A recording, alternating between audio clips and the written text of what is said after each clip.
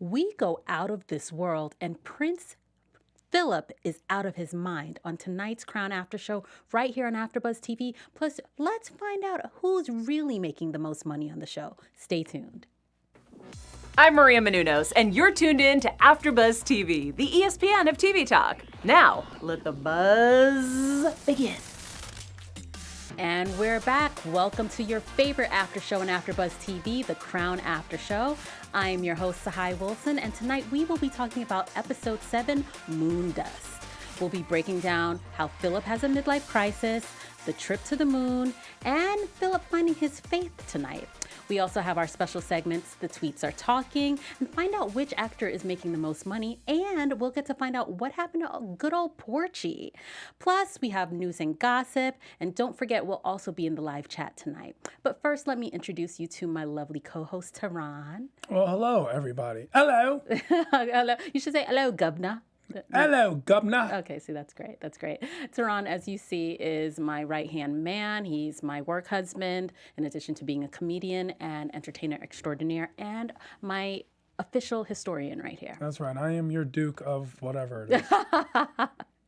And I am your host, Sahai Wilson. I am a producer. I produce television, social media, and podcasts, and I'm also a host here at AfterBuzz TV. But I just love everything royal and royal family. Well, good for you, Thank you. But tonight we are talking about Episode 7, Moondust. Yeah. What were your overall thoughts? Well, I thought it was a very interesting episode to get to learn more about Prince Philip and how he felt watching him go through a midlife crisis. Very approachable in its demeanor, the way they displayed his transformation from being this pompous ass in a way when it came to help, and then asking for help and humbling himself. So strong. I really liked learning more about Philip as well. I always like to know the backstory and how someone thinks. Tehran and I were talking before, and we said that if we ever met the royal family, we would literally think we knew them because of this show, and that's the beauty of it. But what I also liked about this episode is that we see once again Elizabeth in the back, pulling the strings. You know, she didn't let Philip know all the things that she was doing to help him, but she saw that there was an issue with her husband, and she was like, you know what, let me fix this without emasculating him. And I think that's really key to being a good wife. Do you? I think so. Well, good for you. Taking notes. Excellent. But first, the biggest thing that happened in this episode is we saw the men land on the moon. The moon landing. One small step for man, one giant leap for mankind. Now, question, Tehran. Do you believe, you know how people say it's like a conspiracy, no one really landed on the moon? What are your thoughts? Well, it's funny. I have a very good friend, Godfrey, who's a comedian. Who is hilarious, by the way. Hilarious. And he's got this theory that we did not land on the moon. Okay. Simply because of how calm people were when they got to the moon. He's like, if I land on the moon, I'm like, oh, woo! And it's just always something that of all the arguments changed my mind just enough. That's all it took. Okay, enough. True. However, in the scope of a conspiracy, it's easy to have a conspiracy when it's 1, 2, 3, 4, 5, a handful of people. But if the moon landing was not true, you understand there would have to be tens of thousands of people who covered this up. Right. NASA, organizations, media cover. So many people would have had to cover this up that I think it would have reached by now that we would have found out. We would have known it wasn't true. Yeah, well, you know, Philip really needed this to be true. He was so into the men landing on the moon. We had Neil Armstrong, Buzz Aldrin, and Michael Collins. This is July 1969. The world is changing, and Philip's hair is thinning. Everyone's looking a little bit older, and you know things are very different now. And he's just trying to find his purpose in life. So seeing these men land on the moon, this huge feat, the scientific, phenomenon happen, and he's able to not only just hear about it, but to see it happen, watch it on TV, have his family be involved. It really affected him. And he's a bit of a nerd, actually. A lot of people may not know the background to that. He's a bit of a nerd. He loves technology and science and reads about it and reads up on it and loves knowing everything, which is why that disc concept was so, what? A little disc? How does that work? Right. What does it do? So, But remember, he's also a pilot, and I have a funny tweet that I'll reference in our special segment, The Tweets Are Talking. So he kind of feels like he can identify with these guys because he's taken risk like them, and to be a astronaut. I could see the similarities between that and being a pilot. I mean, they're obviously the astronauts for the most part are come from the stock of pilots and Right. people who are familiar with the gadgetry. Philip is living vicariously through them. Yeah, we This saw is that. his life unimagined. Once again, the concept of the unlived life. Yeah. What do we have today that has gotten the world, not only the U.S., but the world, so excited to watch, similar to the man on the moon, the men landing on the moon back in the 60s? The closest thing is the Olympics, I would Yeah, say. I The think so. Olympics or the World Cup, Yeah. things of that nature. I don't know if we are as interested in scientific discoveries the same. Yeah. Because even now when we talk about the moon, we're like, even though, by the way, it's only happened basically 6 times. Right. But we just talk about it as if It happens all the time. all the time. Like it's an easy thing. And it's basically just those 3 guys, by the way. Right, right. But I mean, there have been talks about people now being able to. I remember Lance Bass. Remember, he was from NSYNC. He was training to go fly to the moon. No, to go to space. That was Okay. just for a space travel. So Okay. an orbital around the Earth, which is much different. The moon is, even though it looks very close, it's very far away. Right. So this was this huge thing that brought the world together and made Philip himself try to figure out what was going on in his life. And then we have, he's going to church with his family. Reluctantly.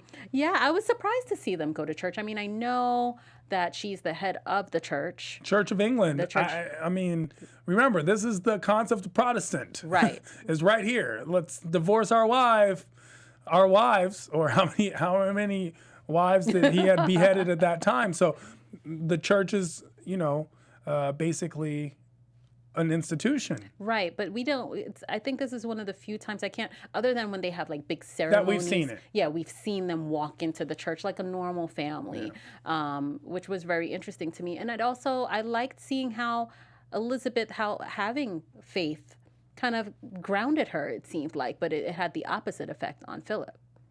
It's part of that midlife crisis. The faith comes and goes, especially there's always been some type of adversarial status between science and church, as if science disproves faith or faith would disprove science, even Right. though in my personal thoughts, they're very much one and the same. Oh, I like that. Yeah, I mean, I agree.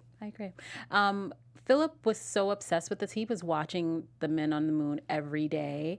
And I think a lot of people do that. They see something happen that they can prove, and then they're like, well, is there a God, And like you were saying, for some people, they feel like the two are connected. I think so.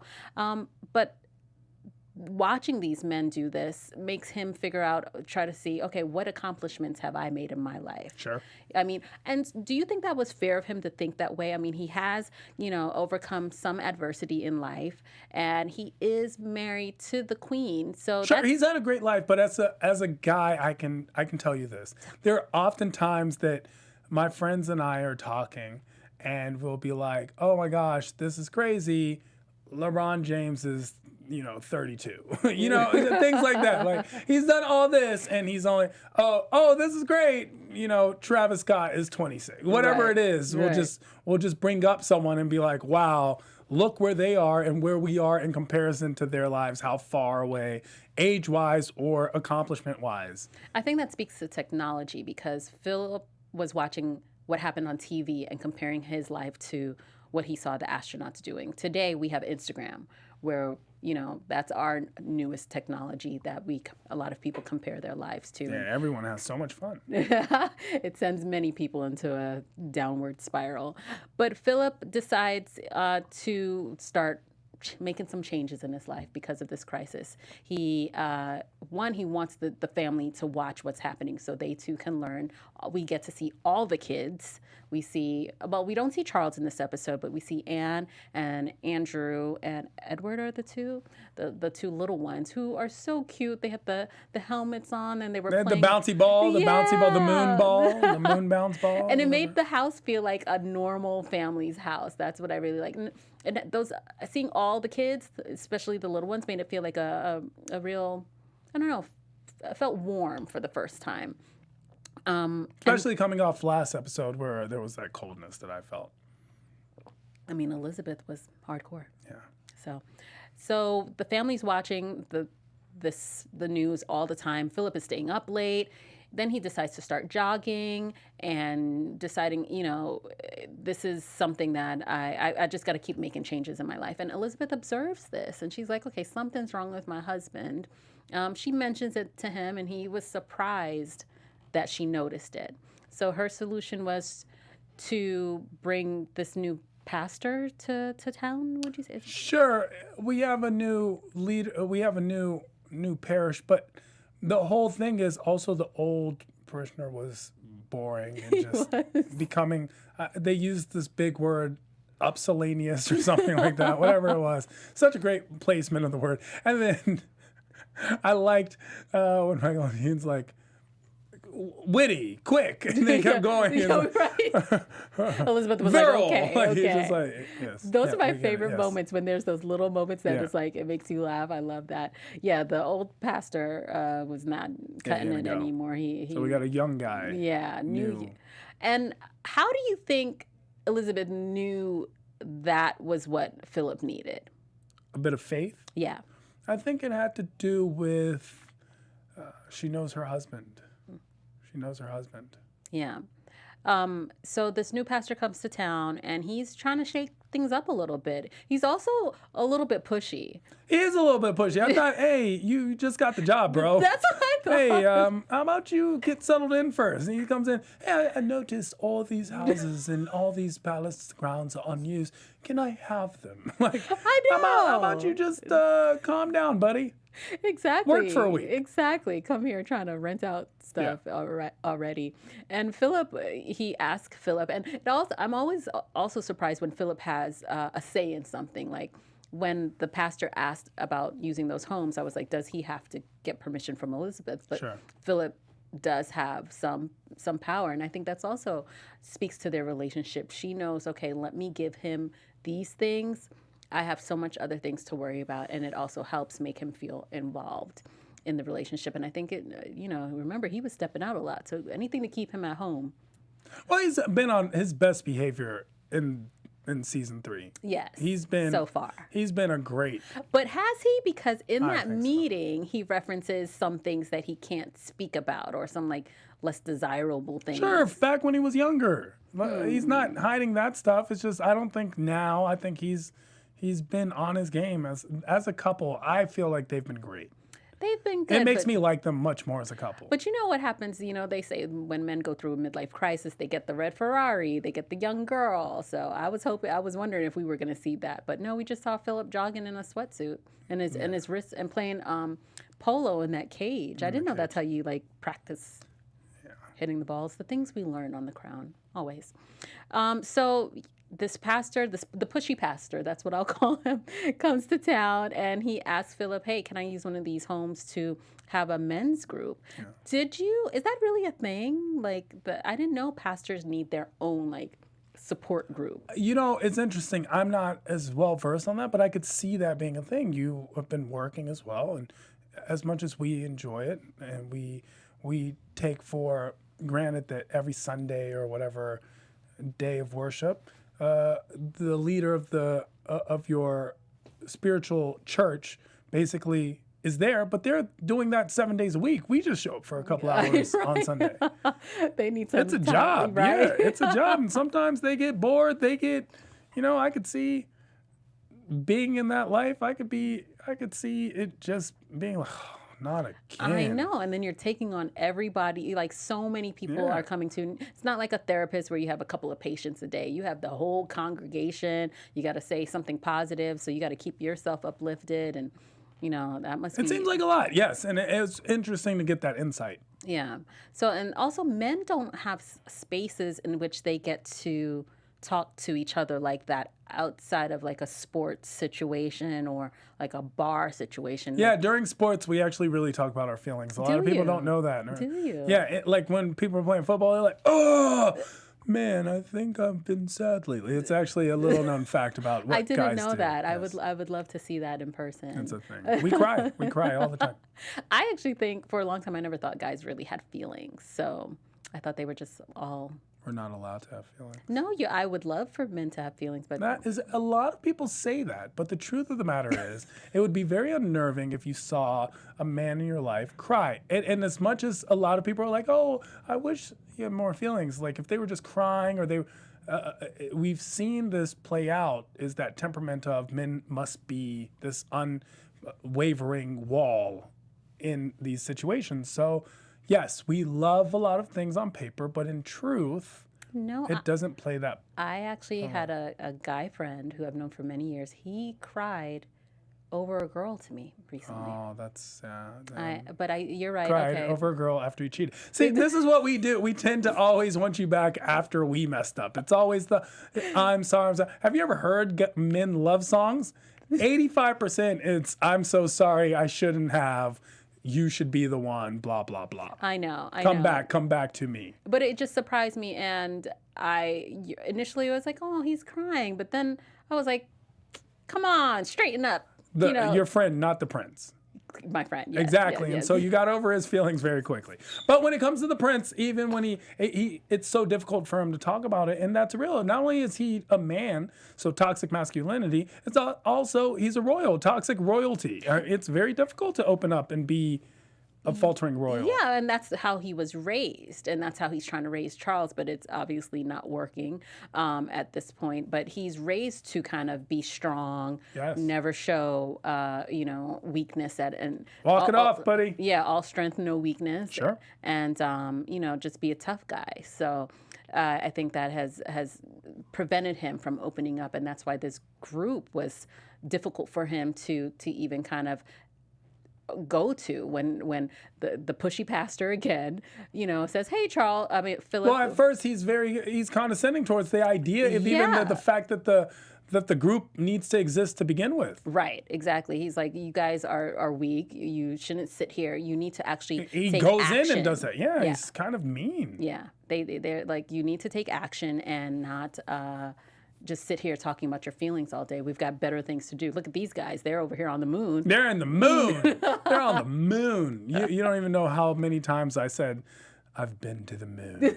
Because if I had been to the moon, that's all I would say. I'd be like, hey, can I speak to you? Have you been to the moon? I mean, that's a great... I only speak to people who've been to the moon. That's a great line. I think it would work. I mean, it's effective.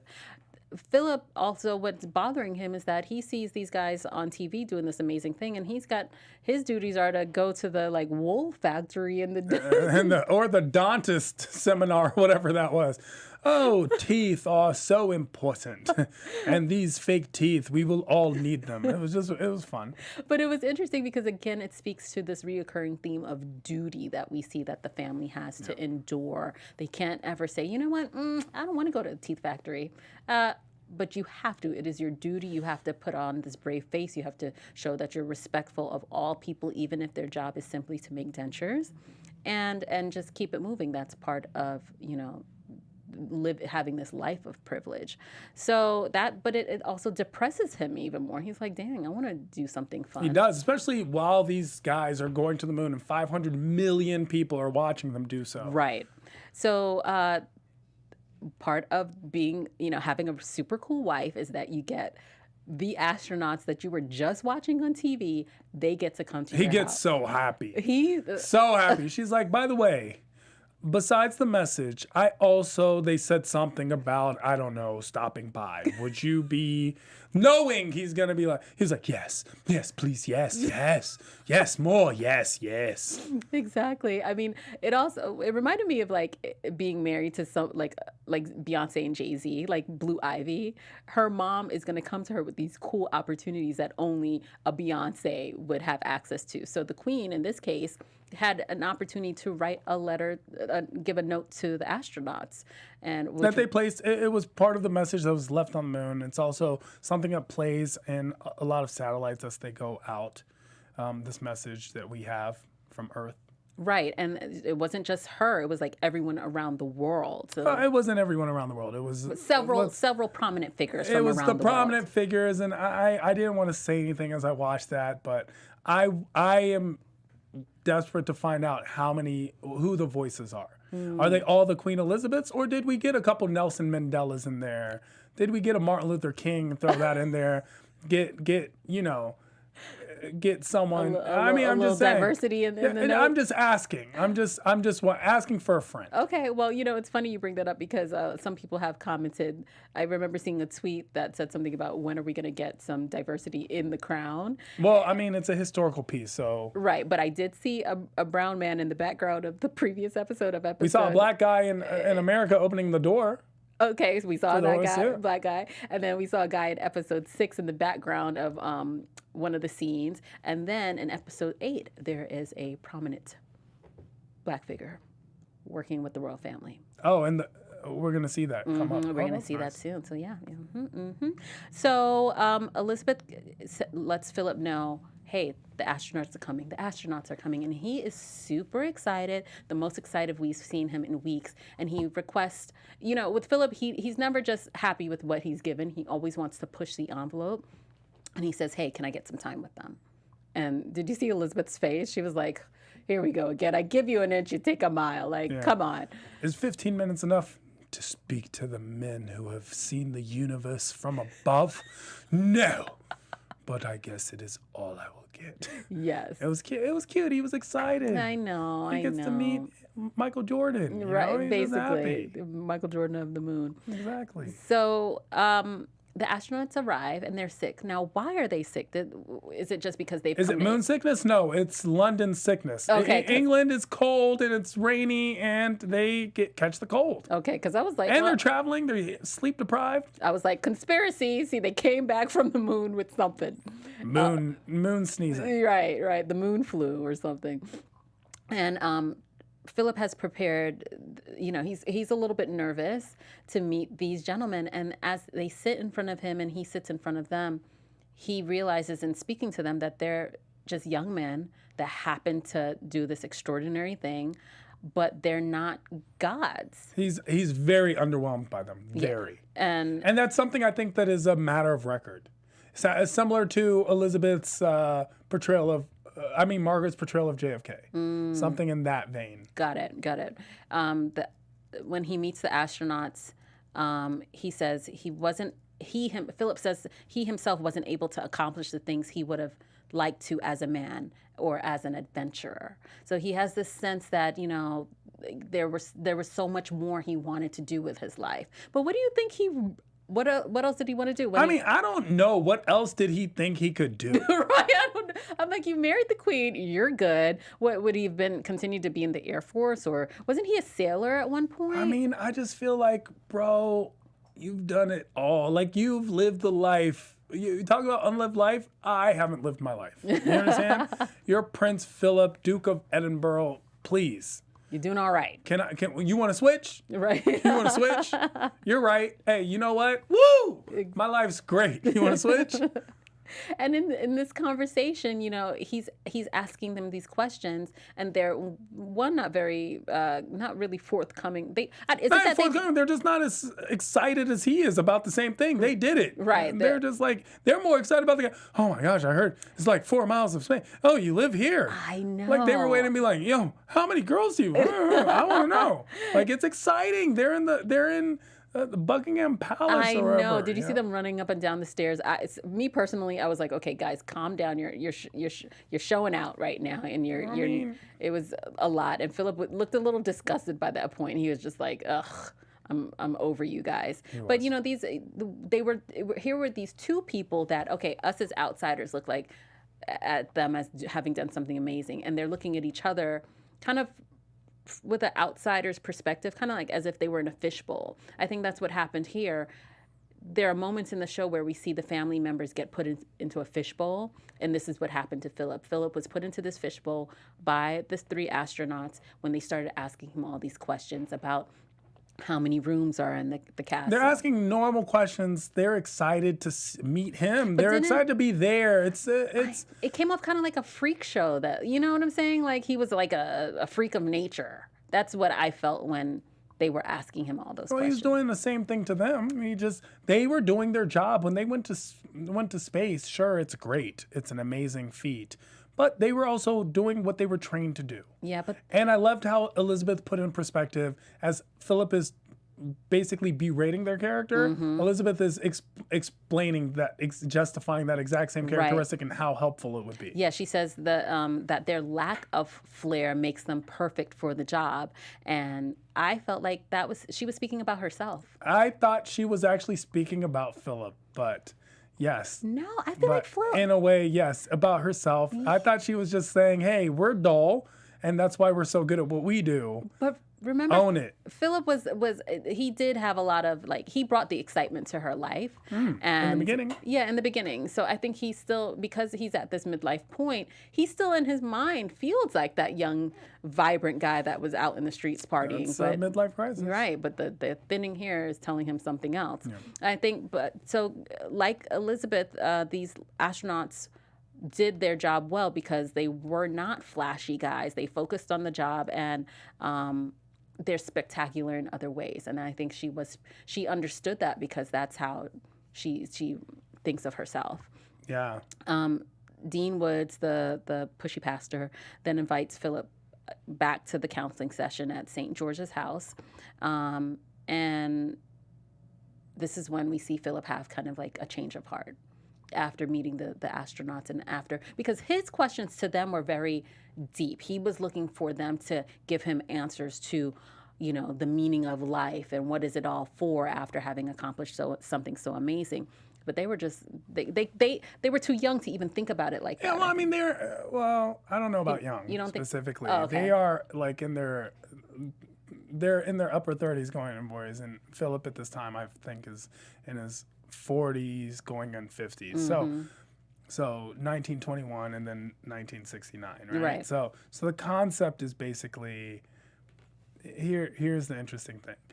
What Philip doesn't know is later Buzz Aldrin and those guys actually, a lot of these astronauts have problems with like alcoholism and things like this because they have accomplished something great and they come back home and it's just, and a lot of people don't realize that's I call it the Rihanna Syndrome. What do you mean? Don't talk about my girl Riri. It's not about Rihanna specifically. It's about the fact that when Rihanna performs for 100,000 people on Saturday and Sunday, on Monday, she's just at home feeding her cat. You know what kind of highs and lows that is? To go through that in your life, to go through an extreme high and extreme low. It's very difficult for us as humans to process normal things like breakups. Your friend is crying over a girl they just broke up with. That's nothing in comparison to the extreme high of going to the moon and having everybody, and then going to Ohio, where you right. are from. Like, I'm sorry, that's a huge high and low. And with Prince Philip, there's a lot of that as well. It's just like, why is my life so high and low at the same time? I'm Prince Philip, and yet I basically live in a cage. Yeah, and have people looking at me at all times. Whereas Buzz and the crew, they went from kind of just being guys doing their job to having the world, all eyes on them. Colonel, lieutenant, captain, you know? Right. Just boom, next thing you know, they are rock stars. Right. What does one do after you fly to the moon? Exactly. That's why I'm saying, if I had flown to the moon, if I'd ever been on the moon, that's basically all I would ever speak of. Right. I would just be like, they'd be like, sir, that'll be $9.42. I'd be like, I've been to the moon. I've been to I the think moon. I mean, like it's a pretty intense trip. It's not like going to New York from LA. Exactly. So, I mean, yeah. there's just, I can't even begin to imagine what's involved in doing so. The G forces, like Philip brought up, it's just huge. It's a huge feat. You know, it's a huge feat. 500 million people just watched you do something. Right, and then they come to Philip talking It's about a the water cooler, and that was what was funny to them. Something so simple. But I could also see that you are around the best scientists in the world, and they couldn't even invent a noiseless water cooler. Right. Like they didn't even think about it. Yeah. So Philip goes back to the church and back to the men's group and finally is able to open up. The part that got me before, I don't remember if it was before or after this, but when Philip is walking through the house, he goes into his mama's room and Princess Alice isn't there anymore. Yeah, we find out that she's passed. He brings it up. Yeah. It wasn't even like a scene. Like, Right. I mean, that's actually a powerful storytelling tool. Yeah. Is we were so attached to Alice. Even last episode, we were talking about how much we loved Alice, and then she's just gone. There wasn't a scene. We didn't see a passing. We didn't see anything. It just happened, and he brings it up in the group, and it's just like, sheesh, that really actually. Oh wow. And everyone's noticing something's wrong with him, so it's like it didn't just happen, or because people would be like, "Oh, your mom died, we get it." And he's in a slump. Right, and that's what we realize. It's not about the astronauts, but I think it's about his mother dying, and then, death always makes you reflect on your life and the life of the person that you lost. Yeah. So then this monumental event happens, and then the midlife crisis happens. I think those were the flow of events. But R.I.P. Alice. He also apologizes to the men, which I thought was very big of him. A lot of people find it difficult to apologize, but he was able to say, I apologize for how I spoke to you before and my train of thought before. It was harder for me. He said it was scarier coming to talk to them about his feelings than flying to the moon. Yeah, I'd like to actually take this time to apologize to some of the people. I'd like to apologize for never apologizing. I will never listen. I'm saying I'm sorry for not being sorry. You are what I could see you being like. Oh, I'm sorry that you felt that way. I am definitely. I'm sorry you felt that way, guy. I'm by far that is my line. I could tell. I'm sorry you felt that, but I don't know. Right. Feel it. So Philip ends up becoming really good friends with Dean Robin Woods. Yeah, when they're walking and Elizabeth's watching and sees it and knows, hey, my little plan worked, that was sweet. So do you think when Elizabeth brought Dean Woods to the grounds, like she said, listen, my husband's going through this thing, can you kind of low-key help him? I felt that way simply because he expressed so much interest in Philip specifically. Yeah. I felt that way because of the look that Elizabeth gave, the puppeteer, I made it work, that whole thing. And if not, at least the literary license they took made it seem that way, and it was great too. I appreciated it. Yeah. I appreciated it. I was just happy to see Philip at the end of this episode find a sense of peace. Yes. And to find out that the home, St. George's house, became a center for exploration of faith and philosophy. So the pushy pastor, he was onto something when he requested to have that space. It not only became something, I thought it was going to be a short-term thing, but look at all these years later. Years later. It became part of Philip's legacy. And look at that. It's not something that he planned. It was, let's say, heaven sent. Aww.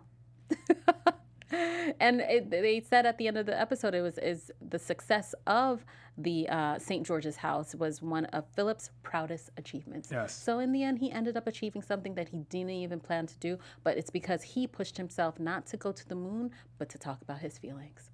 Feelings are powerful, guys. They are. Well, that concludes this recap, but let's go into our special segment, The Tweets Are Talking. So the tweets are talking is when I chrome the Twitter to see what you guys are saying about the show or this specific episode.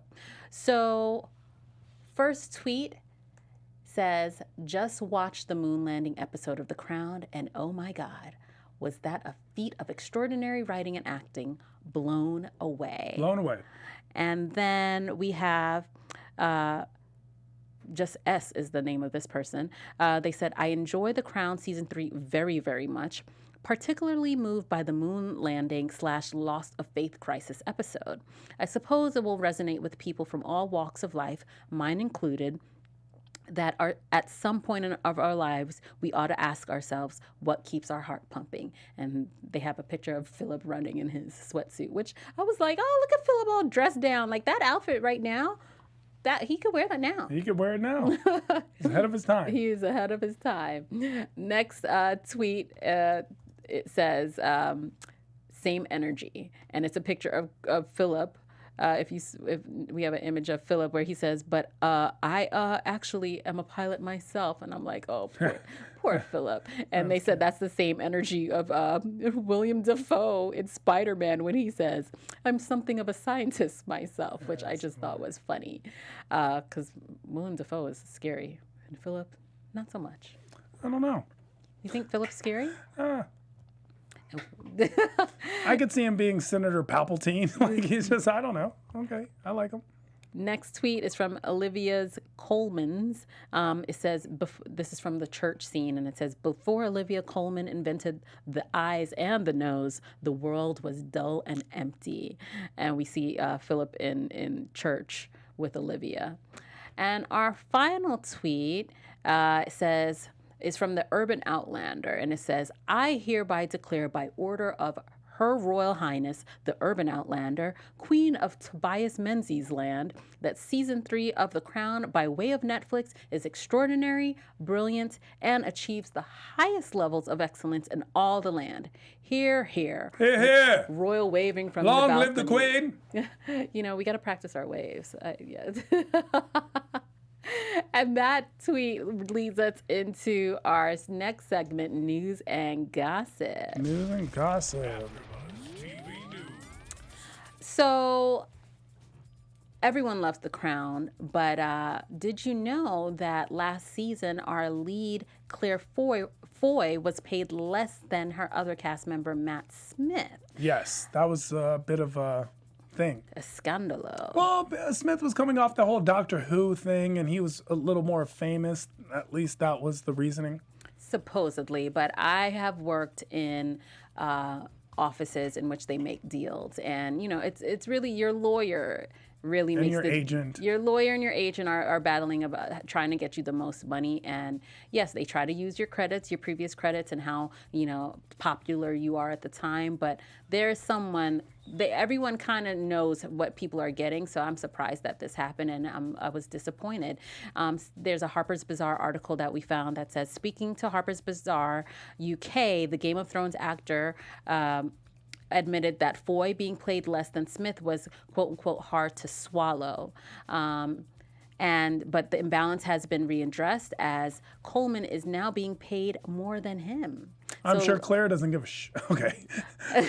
Claire's like, okay, that's nice, but well, I did 2 seasons. Supposedly she was given back pay, but yes, so now Olivia Colman is getting paid more than Tobias Menzies. I mean, she is an Oscar winner, so that makes sense. Tobias suggested that the solution to the pay inequality can only be resolved by both men and women openly discussing their salaries so that there is complete transparency. Do you think that would work, actually? You know, it's interesting. People are very strange when it comes to how much money they're making. Yeah. So I think that the communication, especially when it comes to top talent, is one which I like when it's publicized. And I also like it when you find out that these shows, like if I'm making $1 million, everyone's making $1 million type episodes. Yeah. Where we're going to stick together. Yeah, in solidarity. Exactly. At a press conference last year, one of the producers told the audience that going forward, no one gets paid more than the Queen. So we'll see if that happens. Sure, it depends. But to me, it also depends on the talent that you get. Right. So if you're doing something and you have, I don't know, Daniel Craig on there, right, Mr. James Bond himself, and then at the same time you have some actor that you just found, then I feel like Daniel Craig should get paid more. That fame of course has to have some value. Totally. But at this point, the entire cast is amazing. Yeah, definitely. It was claimed that producers agreed to pay Foy £200,000 back pay after it was revealed that she was paid £10,000 less than Smith, although Foy has since denied that report. So we shall see. That she didn't receive that money. That is correct. That is correct. And speaking of the other man in the Queen's life, did you ever wonder what happened to good old Porchy? Yeah, every day. I wake up, I'm actually like, Porchy. Oh, gosh. What happened to you, Porchy? Yes. Porchy, wherefore art thou, Porchy? Well, one of the show's most beloved characters, we got some details in an Elle article that said Porchy actually, some of his background is that Porchy ran in aristocratic circles and his family was close to the royals. So it's no surprise that he and Elizabeth were close. He was actually born at Highclere Castle. Best known as the setting for one of my other favorite shows, Downton Abbey. And Porchy's father was good friends with the Queen's uncle, Edward VIII, and so much so that he was asked to intervene before Edward abdicated. Interesting. So Porchy then ended up marrying a woman from Wyoming in 1956, and they had 2 sons and a daughter. And the Queen is actually the godmother to the couple's oldest son. So the oldest son was like, no offense, Mom and Dad, but I hope you die so that I can be raised by the Queen. Wait, not after talking to Charles. Interesting. He actually has a title. He's now called the 8th Earl of Carnarvon. Oh, yeah. I think I'm the 13th Earl of Carnarvon. Yeah, cool. Unfortunately, Porchy died of a heart attack at Highclere Castle on September 11th, the same day as the terrorist attacks here in the U.S. Yeah, sad day. Sorry, Porchy, we forgot because there was something else we should never forget. Well, Elizabeth was very emotional, but she can't just go out crying. So she had to make a statement about 9/11, which reads, and the final line read, nothing can be said can begin to take away the anguish and the pain of these moments. Grief is the price we pay for love. And many people think she was talking about good old Porchy. I wonder if they ever got it in. That's my... So, well, according to this article, a lot of people think they did not. But do you? I like being allowed in the UK. I don't know. I think they had a little thing. Well, we're wrapping up our episode for episode 7. But is there a favorite scene that you had in this episode? I would say my favorite scene was the meeting with the astronauts. I agree. That was my favorite one too, because I just love scenes where we see how different the royals are from everybody else. And poor Philip really wanted that meeting to mean something. I love seeing scenes where Americans are interacting with the royals because since we have no culture of royalty, we, the highest royalty we have here are celebrities. Right. We will meet the president and be like, yo, what up? Like, we just don't have that barrier. Yeah. And so I always find those interactions very interesting. Well, we love your interaction, so please continue to hit us up in the comments and in the live chat. We'll be moving on to episode 8 shortly after this. But Tehran, where can they find you? You can definitely find me at I Am Tehran all across the board. That's IAMTEHRAN. And of course, hosting and paneling on a slew of other AfterBuzz after shows because all of your favorite TV shows are my favorite TV shows too. And I am Sahai Wilson. You can find me at Say Hi Sahai. Please stay tuned for our next episode on episode 8 of The Crown After Show right here on AfterBuzz TV. See you next time. Bye, guys. Our founder, Keven Undergaro, and me, Maria Menounos, would like to thank you for tuning in to AfterBuzz TV.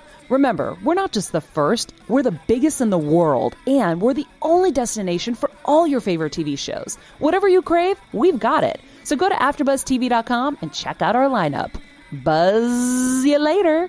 The views expressed herein are those of the hosts only and do not necessarily reflect the views of AfterBuzz TV or its owners or principals.